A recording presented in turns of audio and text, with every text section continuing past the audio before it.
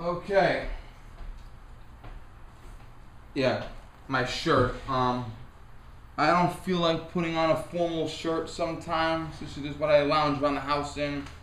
So look at my mole and labe tattoo and my friggin' birthmarks. I don't know. This is God, the Gunman, and Me by Jeanne Assam. Now, I mentioned Jeanne Assam a few times, and I was inaccurate in a few things. Jeanne Assam was the security guard at the temple shooting. The first inaccuracy I had was that she fired a revolver. It was actually a Beretta 92 with a standard capacity magazine, so I was way off. Okay, that was like saying Superman instead of Batman, or night instead of day. That was way off. Now, I was on Twitter and I said, I wonder, because all these celebrities I follow, all the celebrities I talk to, my Twitter handle is VinnyS914, just like it is here. And I said to myself, I didn't follow, what happened to Jeanne Assam? Because I was thinking about how with mass shootings going on, and this debate over gun-free zones versus armed security at schools. So I went on her Twitter. I'm going to try to post it in the link. If I can't, just go to Twitter and type Jeanne Assam. Her name is in the title of this video. Just cut and paste and it comes up and you'll see me following her. I went on her website and I bought her book for $20. Price might go up. If you watch this video 3 years from now, the price might go up. And she autographed it to me. Hey Vinny, God bless, Jeanne Assam.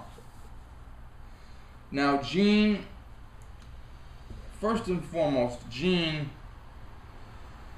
and I have a lot of the same abilities.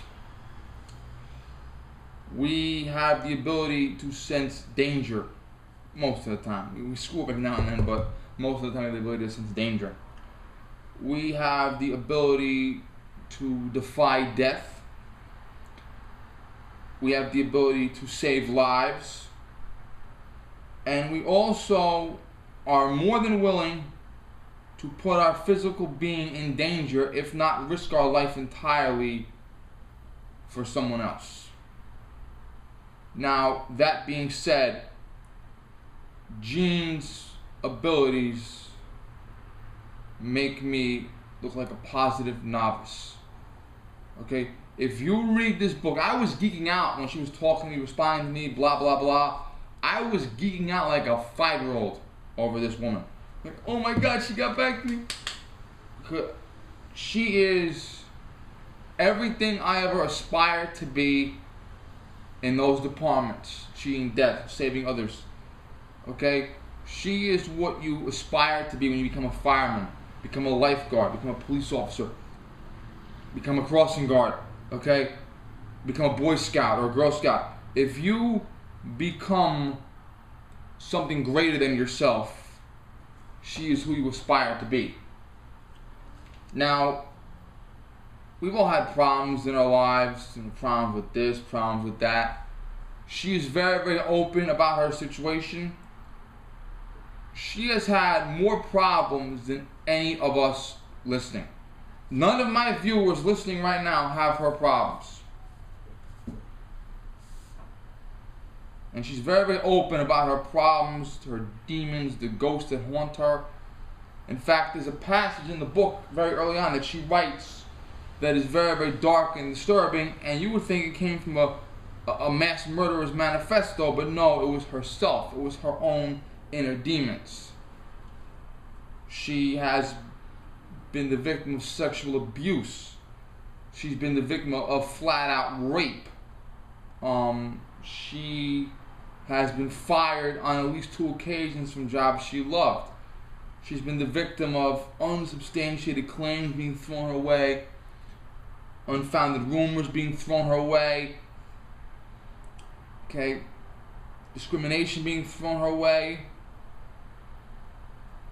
and all of the bad things she's done or had done to her, all of the bad things and good things she's experienced, everything played out chronologically to put her where she was at that moment.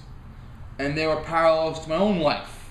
There are things that happened in my life where I didn't get this job, where I was unemployed, You know, the mayor decided to bring back the crossing guards. I happened to get the last position. And the first girl whose life I saved, there were things in my life that happened years ago, being unemployed, getting this degree, not getting this job, getting this job instead, being here instead of there. There are things that unraveled in my life like a domino effect that led to me being right next to her when I needed to save her life. There are other things that came to be in my life where I was at this moment when this person almost got ran over. I was at this moment when this kid ran in the street. I was, at this moment I was here. At that moment I was there. At that moment I was in the right position to stop this, or the right position to prevent that. And she is devoutly, staunchly religious to the point where it's like, wow, you think she's a minister? She's a very, very religious woman. And she believes that God put her where she needed to be. She believes that she was God's chess piece in a certain situation. But the book is riveting. I read it in 2 days. I'm a fast reader. Okay, it's a very, very nice shelf piece. There's a picture of President Bush Jr. on the back. And it proves that you can be down in the dirt, you can be in the ashes, you can just, my life sucks, I'm nobody, I'm a failure, I'm a loser, I'm not going to be anybody important. If I died tomorrow, no one would care. But then again, you thought wrong, because then again, your life doesn't suck that bad. Or yes, your life did suck, but because of your actions, someone else's life didn't suck. Okay? She had demons to overcome. She had battles to fight with herself. And as down as she was, as low as she was, there are, I'm not even joking when I say this, several thousand people whose lives would suck a lot more had it not been for her. People that would be in wheelchairs. People that would be dead. Okay? Parents that would have lost a child. There are a lot of people in this world whose lives suck less because Jeanne conquered her demons. Jeanne climbed that mountain. And there's actually a disturbing part in this book. Spoiler alert. She was holding her Beretta in her hand, and she was just down and out, and she's like, let me just kill myself. My life sucks, let me just kill myself. And that she put the gun down changed history. She wanted to just kill herself and end her miserable life, but she decided, I'm not going to do that. I'm going to put the gun down, I'm going to sit down and take a chill pill, and as a result, that would have happened. That happened. She was where she needed to be on an infamous day. She came face to face with a man who wanted to commit suicide and take others with him. And she had to make decisions. And all the bad things that happen in your life all the time, my life sucks, I just want to die, I should just drink myself to death, I should just go in a room and hide. There's something coming. You're going to play an important role in life. There were times when I'm like, man, I never attempted suicide, God forbid, but there were times in my life when I was like, does my life matter? If I die tomorrow, anybody give a damn? I mean, would my life matter? And I realize now my life does matter. You know how a lot of firemen and lifeguards and emergency room doctors, they save someone's life, and maybe they never see the person again. Or maybe the person comes back and gives them a birthday card or whatever, or comes back and says thank you personally. I'm on summer furlough now, but when I'm at work, I see people walking by. And I get to see with my own eyes what my life means. Okay? that girl should be in a coffin. That boy should be in a coffin. That boy might be dead, I'm not sure. She should be paralyzed. She should be walking by with crutches and no foot, 1 foot. He should have been in the hospital all last month. He should have broken his hip. He should have crashed headfirst into a bus. She should have got her foot run over and broken every bone in her foot. That car should have been in a head-on collision with that car. That police officer should have run over a woman and a baby while responding to an emergency. And I get to see visually played out for me the what ifs. You know, this would have happened, but not for you. And that's a very powerful thing for all of us who have ever saved anyone's life, or ever saved anyone from harm. You think to yourself, it's like It's a Wonderful Life, where George jumps in the river, he wants to kill himself, his life sucks. And then Clarence, his guardian angel, says, your life sucks? Okay, boom. Never been born. And then George gets to see that man, the pharmacist, spent 20 years in prison for manslaughter because I didn't catch the wrong medication he was going to give the baby. My brother died from drowning, and all the members of that land shore transport died from a kamikaze jet because I wasn't there to save my brother. My brother wasn't there to save the landing craft. Okay? I wasn't there to stop his wife from walking out on him. I wasn't there to build these homes. I wasn't there to stop this guy from taking over the town entirely. People are flawed, and the greatest among us are flawed. Alcoholics, drug addicts. You know how many people struggle with Winston Churchill was a full-blown alcoholic. So was Ulysses S. Grant. John F. Kennedy was a womanizer. Okay, Ronald Reagan almost left his own father to die to freeze to death when he was 9 years old. So it's a story that as miserable as you are and as much as you think you suck, you can still achieve greatness.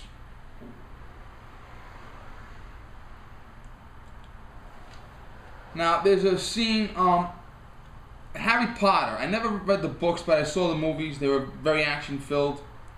I haven't seen the first Harry Potter since the second one came out. I haven't seen the second one since the third one came out, and so on up to the 8th movie. In the second movie, Richard Harris plays Dumbledore, the headmaster of the school.